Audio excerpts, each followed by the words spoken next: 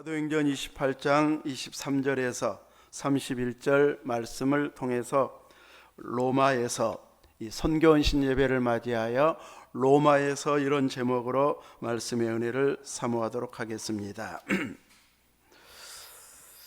하나님께서는 우리 노안서강교회 올 한 해 동안에도 은혜를 주셔서 그동안 어느 해보다도 가장 많은 선교비를 보낼 수 있는 이런 기회를 허락해 주셔서 감사했습니다. 개인적으로도 목적 헌금으로 선교 헌금 또 섬기는 이런 헌금을 해 주셨기 때문에 더 많이 할 수 있었습니다. 이렇게 하나님께서 기뻐하는 일은 생각만 해도 조금 더 마음에 감동 주는 대로 순종하면 이런 놀라운 결실이 있고 또 헌신할 수 있는 기회를 주신다는 것을 알게 해주고 있습니다. 바울은 로마서를 기록하면서 로마에 있는 성도들에게 편지를 보내면서 자신은 로마에 여러 번 가고자 했다고 고백합니다. 그런데 거기 계속 길이 막히고 다른 또 시급한 일이 생겨서 가지를 못해서 이제 편지로 보냄으로 인해서 그 편지가 오늘날까지 이렇게 로마서로 남아 있음으로 인해서 바울이 가서 성도들에게 말씀을 전했어도 많은 영향을 끼쳤겠지만 길이 막힘으로 인해서 편지를 보낸 그 일로 인해서 오늘날 수많은 성도들이 로마서를 통해서 은혜 받는 또 새로운 이런 은혜의 길을 하나님께서 열어주시는 것을 보게 됩니다. 길은 막혔지만 그 꿈을 바울은 포기한 것은 아니었고 처음에도 또 마지막 로마서 마지막 부분에서도 자기가 그곳에 가면 자기가 그 당시에 또 사람들이 생각했던 땅끝인 서바나로 로마 교회가 파송해 주기를 바라는 이런 모습으로 편지를 보냈고 또 일부 학자들은 로마에 있으면서 서바나까지 갔다가 다시 이제 압송되어 로마로 와서 마지막 순교당했다 이렇게 이야기하는 분들도 있습니다. 오늘 28장은 그토록 가기를 사모했던 로마에 드디어 도착해서 기록하고 있는 장면입니다. 재판을 받기까지는 자유의 몸은 아니고 아직은 미결수로 지내면서 전도에 힘쓰고 있는 이런 모습입니다. 본인이 가기를 원했던 곳, 선교하기를 원했던 로마를 이제 주님께서 왕 앞에 서리라 많은 이방인들을 주께로 돌아오게 하리라 이렇게 약속해 주셔서 그를 사도로 불렀기 때문에 로마에서 엄청난 복음 증거의 역사, 부흥의 역사, 기적의 역사들이 막 일어나가지고 역시 로마에 가니까 달라지구나 막 이러면 참 좋은데 사도행전 앞부분에 예루살렘에서의 역사처럼 로마에서 그런 엄청난 역사는 일어나고 있지는 않습니다.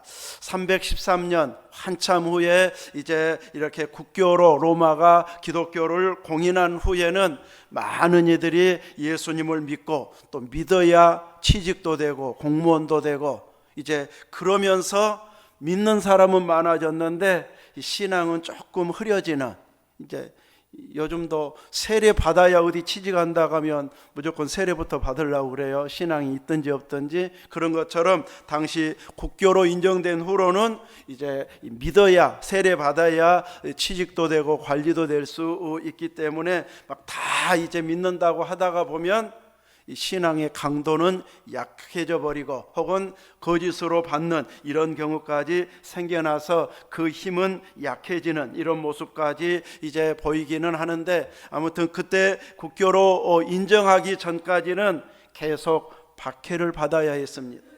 신의 자리에 로마 황제를 놓아가지고 로마 황제를 그토록 섬기게 만들고 신의 위치로 끌어올리는데 기독교인들은 주님만이 하나님만이 우리의 왕이고 우리 하나님이십니다고 주로 고백하고 있기 때문에 뭔가 핑계거리만 생기면 기독교 때문이다, 기독교인 때문이다. 네로 박해 때는 자기가 불질러 놓고도 기독교인들이 불질렀다. 이래가지고 많은 박해를 받고 순교를 당했습니다. 이렇게 기독교인들은 곳곳에서 많은 위기 상황을 맞이하는 이런 상황을 보면은 꼭 하나님께서 바울을 로마로 보내야 했는가? 박해는 받았어도 아시아 지역에서 복음을 전했을 때 훨씬 많은 사람들이 영접했고 교회들도 곳곳에서 세워짐으로 인하여서 활발한 복음 전파가 이루어졌는데 바울이 로마에 가서는 이렇게 활발하게 전할 수도 없고 갇힌 자거나 연금 상태가 되거나 이런 상황에서 활발하게 복음을 전할 수 없는 상황이어서 꼭 가야 했는가 이렇게 물량적으로나 숫자적으로 생각하면은 이제 꼭 맞았는가 이렇게 생각할 수도 있지만 하나님께서는 그곳을 통해서 하나님께서 하게 하실 일이 있기 때문에 로마로 가게 했습니다. 그래서 비록 죄수의 몸으로 가기는 했지만 가이사 앞에 서야 되고 거기에서 또 복음을 받아야 할 자들에게 전해야 하기 때문에 가서 조금 자유가 있을 때는 찾아오는 사람들에게 복음을 전했고 감옥에 가 있을 때는 감옥에 있는 사람과 또 면회온 사람들에게 복음을 전하면서 감옥에서는 주로 아시아에 있는 교회들에게 여러 어려운 일들이 있는 이런 소식을 듣게 되면 편지를 보내가지고 그들에게 안부도 전하고 바르게 해결할 것을 촉구하는 이런 내용의 편지가 옥중서신이라 불리어지면서 빌립보서를 비롯한 여러 편지들이 보내지고 있습니다. 그 일로 인해서 이제 하나님께서 성령의 감동으로 이제 이 계시의 말씀 하나님의 말씀이 되게 해 주셔서 오늘까지도 이 말씀을 통해서 세계교회가 크게 은혜받게 해주고 있기 때문에 막 외적으로 예배당이 많이 세워지고 믿는 자가 많지 않은 것 같아서 마치 별 효과가 없는 것처럼 이렇게 생각할 수 있는 사람도 있을지 모르지만 하나님의 구원 역사에 있어서는 그 편지 하나하나가 이렇게 엄청난 결과를 가져오는 놀라운 믿음의 역사를 가져왔기 때문에 이제 결코 손해나 작은 효과가 아닌 하나님의 또 다른 방식으로 은혜를 베푸셨던 것을 보여주고 있습니다. 23절에 보면 그들이 날짜를 정하고 그가 유숙하는 집에 많이 오니 바울이 아침부터 저녁까지 강론하여 하나님의 나라를 증언하고 모세의 율법과 선지자의 말을 가지고 예수에 대하여 권하더라. 아시아에서처럼 이 도시 저 도시로 또 피난 가서 복음을 전하는 그런 상황까지는 되지는 못했지만 바울이 왔다는 소식을 듣고 많은 사람들이 찾아왔기 때문에 계속 찾아온 사람들에게 예수 그리스도에 대하여 권면함으로 인하여서 종일토록 아침부터 저녁까지 강론하는 말씀을 가르치고 설교하는 이런 일을 계속해서 증거하면서 하나님 나라를 증언하고 모세의 율법 선지자의 말을 선포하면서 예수님 안에서 어떻게 이루어졌는가, 어떻게 하면 예수님이 메시아인 것이 확실한가 성경을 통해서 증거함으로 인하여서 많은 사람들의 이제 예수님께로 돌아오게 하는 이런 일을 감당했음을 보여주고 있습니다. 직접 찾아가지 못해도 하나님은 또 그런 상황이 되면 사람을 보내서 말씀을 듣게 하고 있습니다. 그래서 우리들도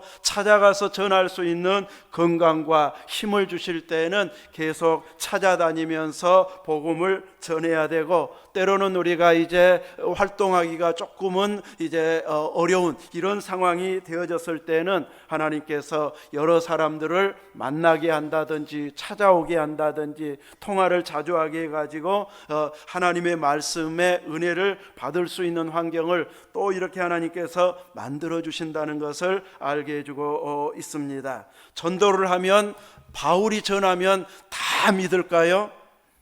바울이 전해도 우리가 전해도 반응은 항상 두 가지로 나타납니다.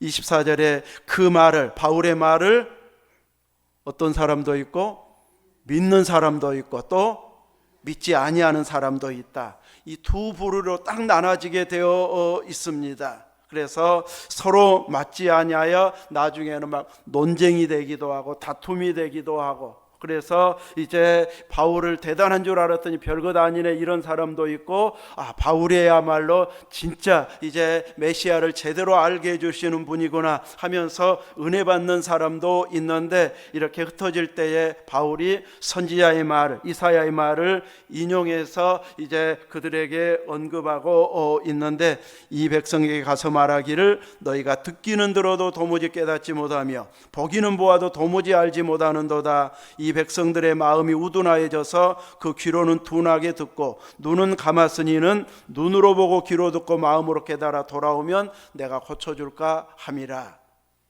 결국은 대부분은 못 듣게 하나님께서 막으셨다, 이제 이런 의미가 되어집니다.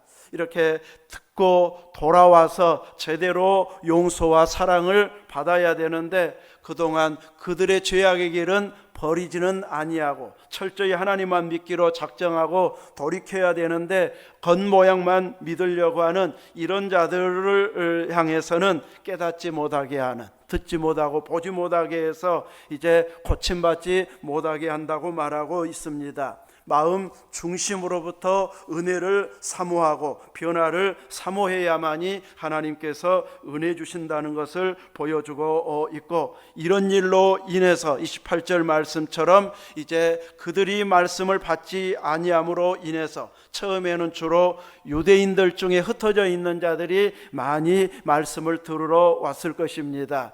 바울의 말이 맞는지, 여전히 예수님을 인정 않고 구약만 인정해야 될지, 이 일로 인해서 유대인들이 큰 분쟁거리가 생겨났을 터인데, 나중에는 이제 바울을 박해하고 방해하고 반대함으로 인하여서 구원이 누구에게로 보내졌다고 말하고 있습니까? 이방인에게로. 유대인들이 거주함으로 인해서 하나님은 포기하는 것이 아니라 이제는 이방인으로 향해서 구원의 역사가 일어나게 한다고 말하고 있습니다. 그래서 30절 이하의 말씀처럼 바울이 묵고 있는 새 집에 이제 2년 동안 이태를 보내면서 자기 집에 오는 사람들을 영접하고 하나님의 나라를 전파하고 그리스도에 관한, 예수 그리스도에 관한 모든 것을 담대하게 거침없이 가르침으로 인하여서 바울에게서 배운 자들이 나중에는 다 교회의 지도자가 되고 일꾼이 되어서 각지로 파송이 되어져서 그들로 인해서 놀라운 복음의 역사가 일어나게 되었을 것입니다. 이렇게 하나님께서는 이 새 집에 머물러서 다른 곳까지 가지 못했을 때는 찾아오는 사람, 말씀을 듣기 위해서 오는 사람들이 있게 만들어서 바울의 가르침을 받게 하고 있습니다.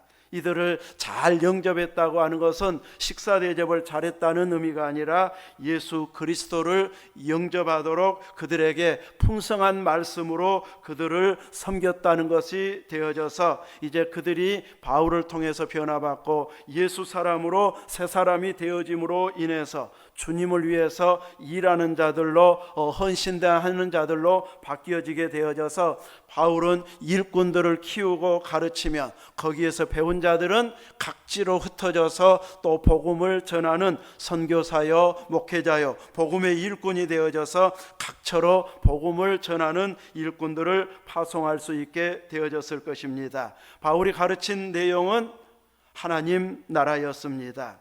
천국을 선포하는, 하나님의 나라를 선포하는 이런 말씀의 가르침을 베풀고 있는데, 천국의 가장 큰 의미는 우리는 죽어서 가는 곳, 어느 장소로 많이 생각을 하는 경우가 있는데, 하나님의 나라는 하나님이 왕으로 통치하는 나라인 것이 가장 큰 의미가 되어집니다. 그래서 하나님의 나라는 누가 통치하는 나라?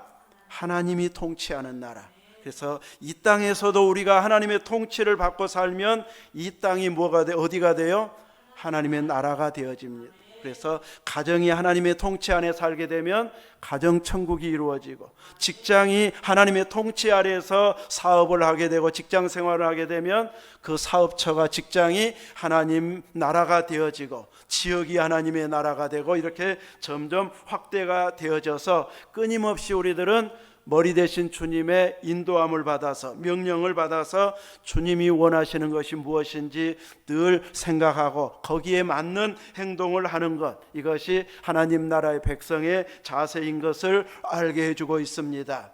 하나님께서는 우리로 찬양을 끊임없이 들으면서 은혜 받게도 하시지만, 어느 때는 네가 직접 부르는 거 듣고 싶다, 이런 감동 주면 우리는 직접 하나님을 찬양해야 됩니다. 예배 시간만이 아니고 운전하면서도, 일터에서도 그동안 들으면서 은혜 받았던 찬양을 이제는 내가 직접 부르면서 찬양하기를 원하는, 이런 감동을 주실 때는 내 입을 열어서 찬양하면서 영광을 돌려야 됩니다. 갑자기 누군가를 위해서 기도하게 하신다면 그 기도를 바로 그 순간에 시작해야 됩니다. 나라가 어수선할 때는 정치가가 어떻고 대통령이 어떻고 여당이 어떻고 야당이 어떻고 비난만 하면 해결이 아닙니다.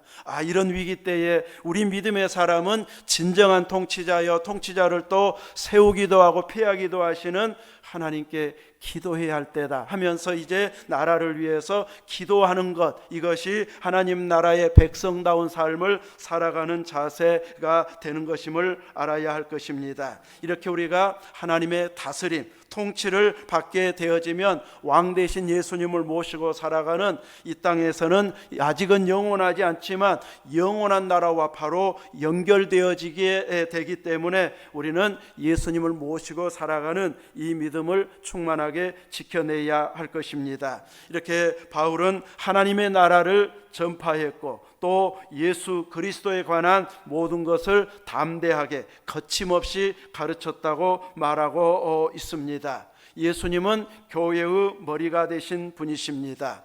머리의 명령에 의해서 순종해야 하는 것이 지교회의 모습임을 보여주고 있습니다. 교회의 주인은 사람이 아니고 예수님이 주인이십니다. 그래서 항상 주인의 뜻을 가장 밝히 알려고 애쓰면서 영적으로 깨어있고 그 마음에 합하게 순종하는 자리에 있어야 할 것이고, 우리가 선교 협력을 하고 선교 헌신 예배를 드리고 전도하고 선교하는 목표도 바로 이렇게 바울이 전했던 내용이 계속 땅끝까지 확산되어져 전파되기를 위해서 우리들은 선포하고 있습니다.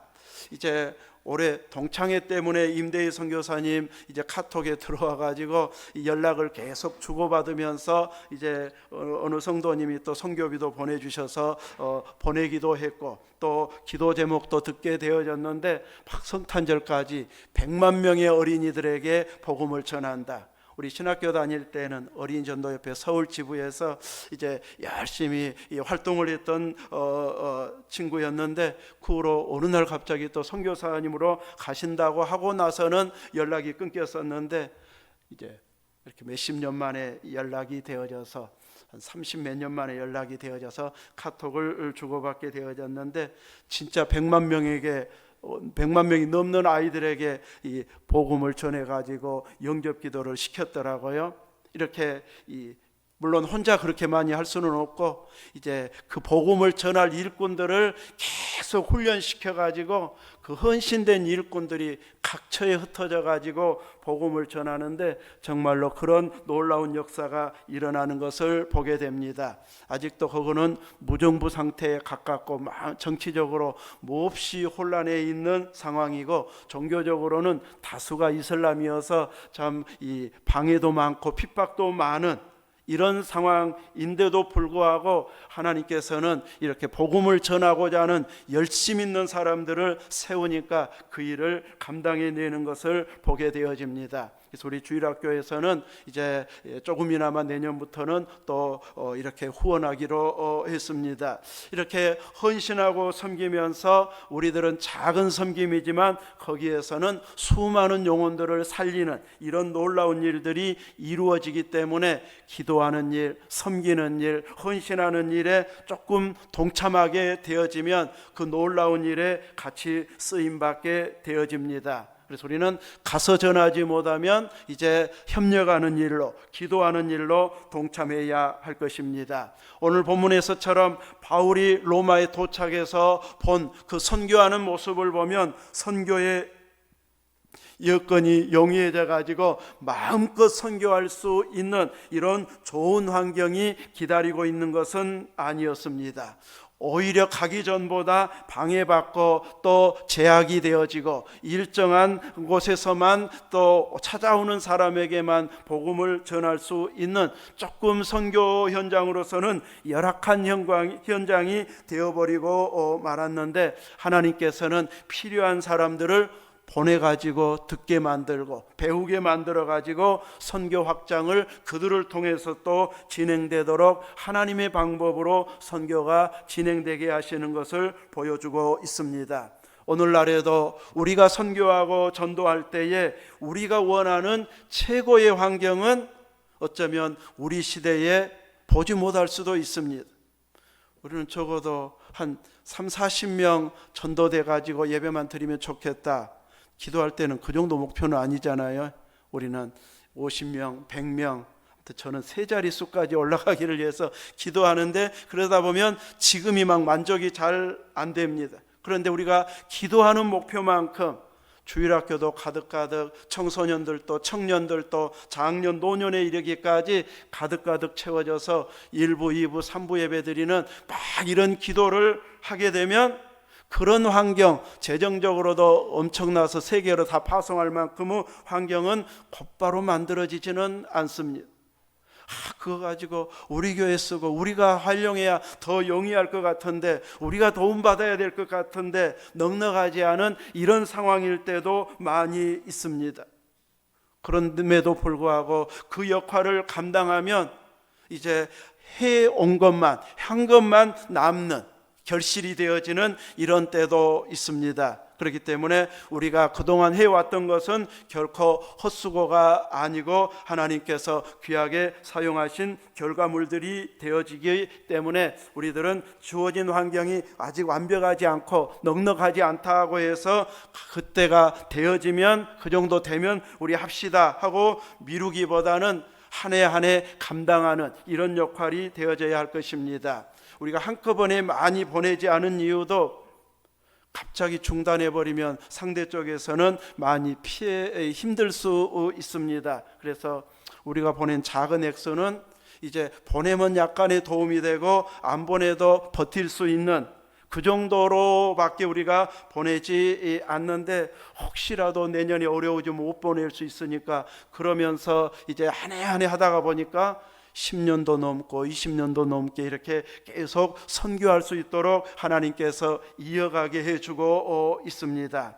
바울의 상황이 넉넉하고 여유 있는 좋은 환경이 아닌 갇힌 자의 상태, 감옥 혹은 또 연금 상태, 그런 상황에서도 계속해서 사역을 감당할 수 있었던 것처럼 우리들도 여유 있고 넉넉하지 않은 상황에서도 계속해서 감당하게 되어지면 하나님께서는 필요한 일꾼들이 찾아오게도 하고 회복되게도 하고 또 우리를 만나는 이런 계기를 허락해 주시어서 우리로 인해서 회복되는 이런 일꾼들도 생겨나게 해주고 있습니다. 그래서 우리는 이 사명을 약하다고 해서 중단해버리면 하나님은 하나님의 일을, 하나님의 선교를 포기할 수 없기 때문에 사모하는 자들, 사모하는 교회를 통해서 계속 하게 만들 것입니다. 그러나 그 일이라면 우리가 하고 싶습니다 하면서 우리가 감당하기를 소원하고 헌신하면 우리도 같이 그 일에 쓰임받는 교회가 되어지고 개인이 되어질 것입니다. 그래서 우리는